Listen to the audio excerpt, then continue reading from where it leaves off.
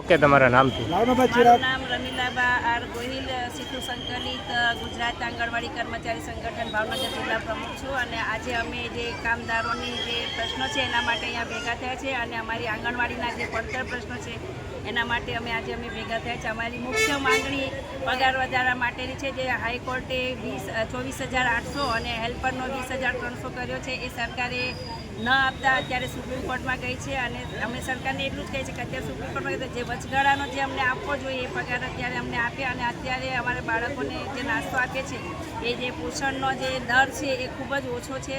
10 પૈસા લે કે શાકભાજીના અમને પૈસા આપે છે. આ મોંઘવારીમાં એ અમને પોસાય એમ નથી, તો સરકારે પોષણનો દર વધારે, એ જ અમારી માંગણી છે. અને જો અમારી માંગણી નહીં સંતોષાય તો અમે આગામી સમયમાં ગાંધીનગરમાં આનાથી મોટી રેલી ગુજરાતના બધા જ ખૂણેથી આંગણવાડી વર્કરો ભેગા થઈ અને ગાંધીનગરમાં રેલી કરવાની. અંદાજે કેટલા મહિલાઓ ભેગા છે?